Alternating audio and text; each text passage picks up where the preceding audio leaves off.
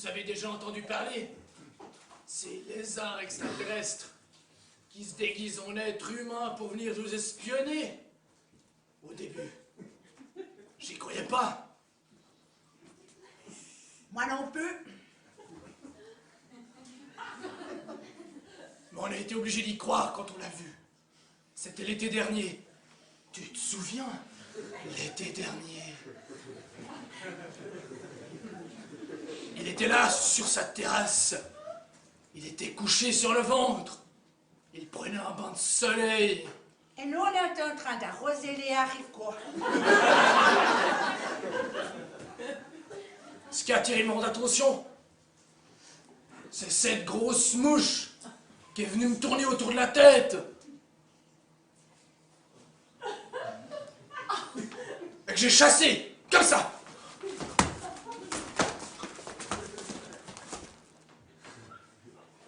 Et soudain, elle se barre, tout droit chez Monsieur Camet.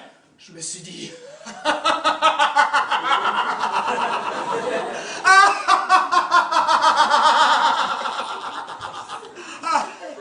Elle va aller lui chatouiller les côtes.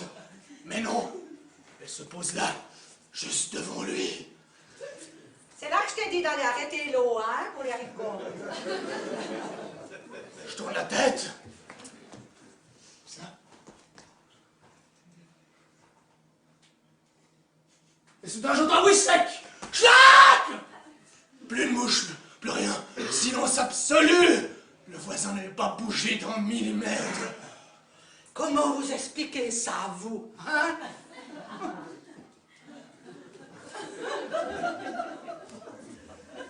On le voyait bien, là. Il mâchouillait quelque chose. Seulement, il s'est senti observé. Il ouvre un œil, il tourne dans ma direction, puis l'autre, puis les deux. Il se lève, s'approche toujours de nous. Il était resté tellement longtemps allongé sur le sol que ça lui faisait des marques sur la peau. On aurait dit des écailles. Il s'approche toujours de nous, toujours en mâchouillant, avec son petit sourire. Il me dit, en me tournant un paquet en papier, « Vous voulez une chiclette ?»« Ah non! Ah non! Ah non! Ah non, on la fait pas, moi! Non! Ah non! » Ah non! Ah non, moi je t'avais toujours dit qu'il avait les mains froides. Hein? Et en plus, il porte toujours un polo Lacoste. Il a peur du chat. L'hiver, on le voit pas, il hiberne. Moi, je suis sûre qu'il a une langue fourchue et la queue qui repousse. Oh là là là là! Bon, on n'est pas raciste, hein, mais vous savez, pas des bêtes comme ça dans l'immeuble, hein? Non, hein, alors j'ai dit à Martin qu'il m'a dénoncé à la commune. À la police des habitants, ils ont dû faire des recherches gynécologiques. Mais ils l'ont retrouvé. Léon Camet, le salaud! Ça c'est gâté, c'est quand tu lui as dit que c'était vraiment un lézard, hein? Au début, Madame Dultin m'écoutait sans rien dire. Et soudain, elle a très vite vu que...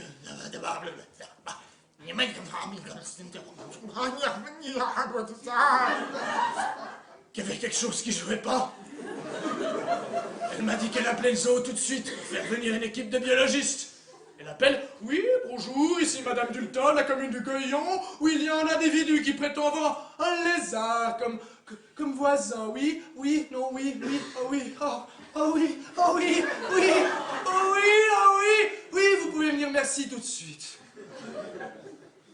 Les biologistes sont venus, mais ils ont voulu savoir si on n'avait pas été contaminé par une de ces maladies contagieuses.